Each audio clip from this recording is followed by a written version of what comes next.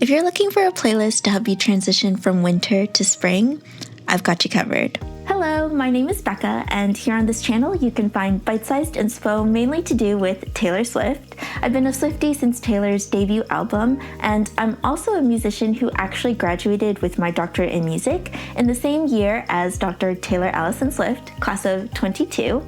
So look out for upcoming videos chatting about Taylor's music, mashups, Swiftie playlists that I've curated, themed recipes, current happenings, and more. In today's video, we're chatting all about my March Swiftie playlist. But since this is my first playlist breakdown video, here's a bit of background. I created my first monthly themed playlist in 2023 with a playlist that I hoped would help bridge the transition from summer to autumn. Can you tell I really like those transition kind of playlists? Since then, I've been sharing monthly Swiftie playlists, plus some other themed Swiftie playlists as well. Getting your messages and comments that you're enjoying them, that they're even a highlight of your month, honestly means so much to me, and I love curating them. Taylor's songs tell the best kinds of stories. It's a main reason why I adore her music. I'm so inspired by how Taylor weaves the mini stories of each song together to form her albums, and even now how she's creating new stories with her songs by combining them in mashups on the Eras tour. I tried to do similarly, though of course not nearly as well, with my themed Swiftie playlists. I spent a lot of time thinking about what songs work best on each playlist and the order they should be played in to tell a particular story or fit into a certain narrative arc. I wanted to start the series breaking down my playlists just to give you some more insight into how I put them together and to share that story arc that I see in every playlist that I make. So let's dive in.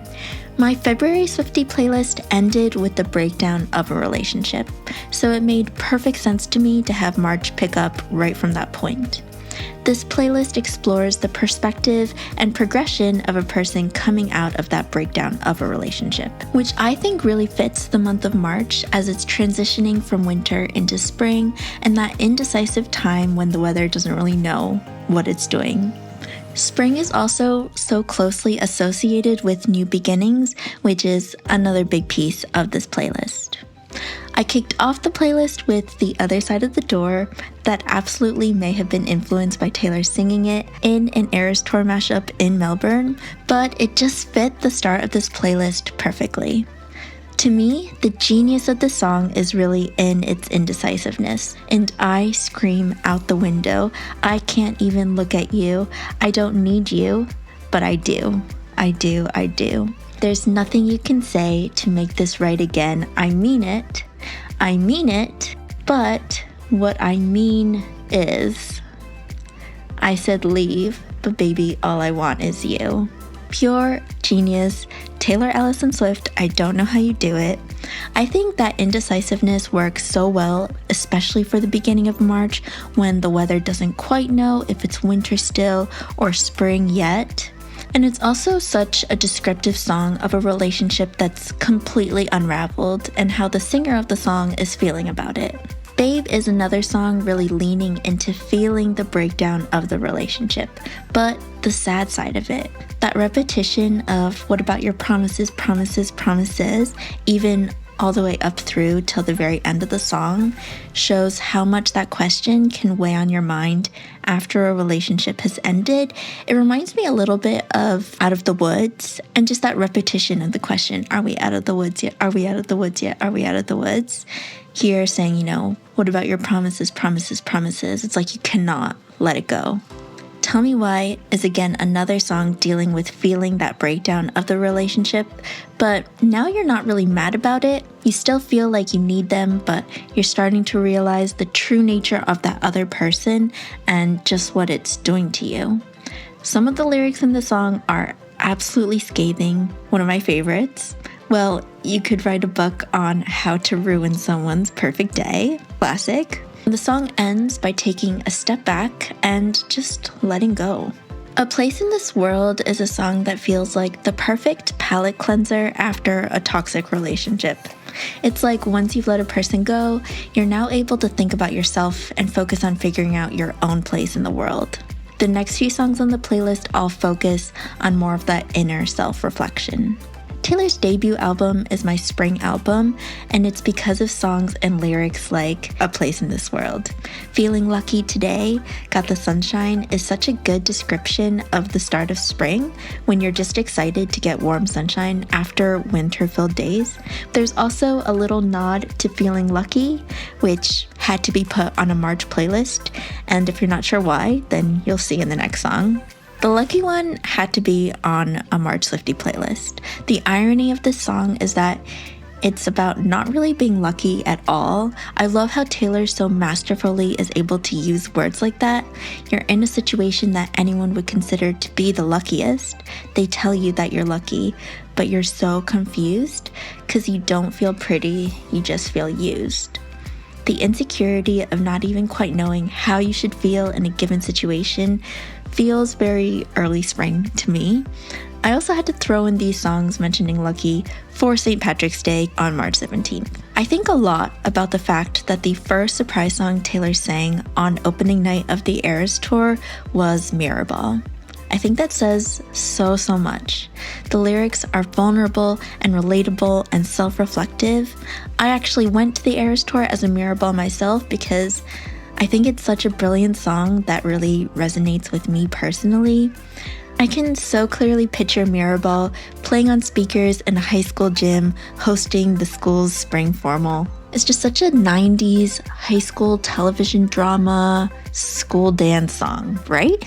After all of the self-reflection and inner work being done in the last few songs, the next few are a bit more of that acceptance phase of a relationship's breakdown. Now That We Don't Talk is an acknowledgement of the end of a relationship, the price that was paid, and the fact that now you don't talk. I Bet You Think About Me is the pivot point of this playlist. There's been sadness, anger, acceptance, and now you're basically realizing that the person to really lose in this situation isn't you, it's them. I love the country twang of this song, plus it also has the lyric Early Spring Snow, meaning that it had to be included on a March playlist. Can we also just take a moment to appreciate how beautifully poetic that description is of falling like an early spring snow? I love it. One of my favorite things when putting together playlists is finding songs that go together hand in hand. In the last song, you were betting that he thought about you. But you forgot that they existed.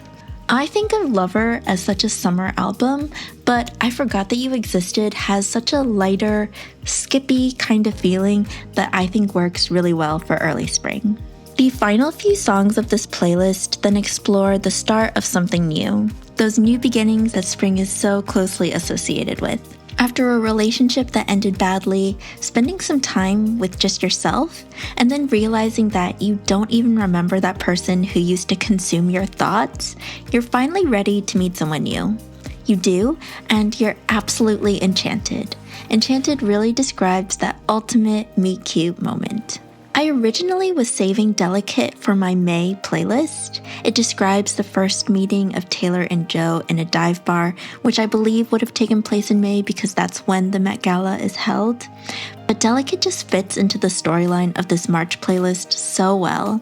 It's about those beginning stages of a new relationship and just how vulnerable and delicate that time is. That's basically what spring is, the delicate beginnings of new growth. Taylor actually released Delicate as a single along with a music video in March, so that's gotta count for something.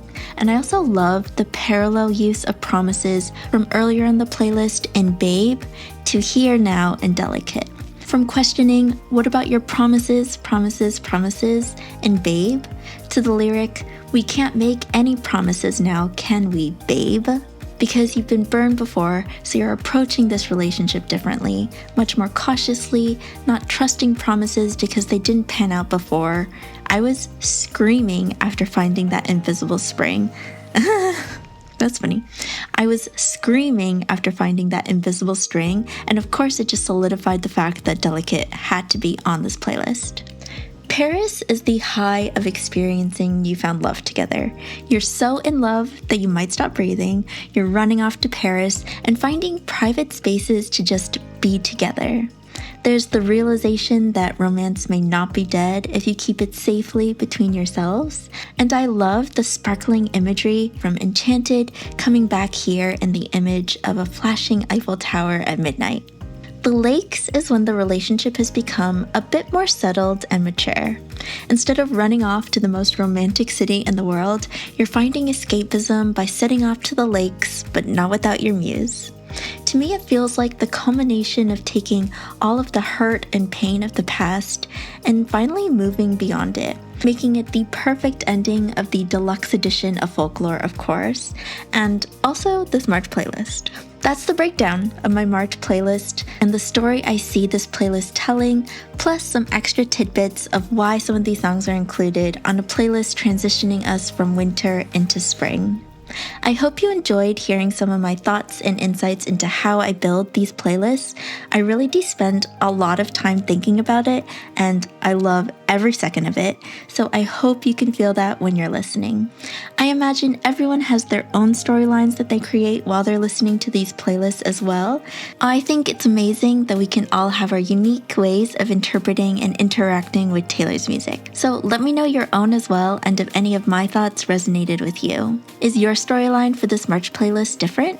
Also, comment below your favorite Taylor Swift spring songs. That's kind of hard to say, but I'm currently working on my spring playlist. You guys seem to love my autumn and winter playlists in the past, so I'm excited to share this one with you to celebrate spring. Thanks so much for watching. You can find links to my March Swiftie playlist in the description below. If you enjoyed this video, it would be a huge help if you gave this video a like and subscribe to the channel for more bite-sized Swiftie inspo.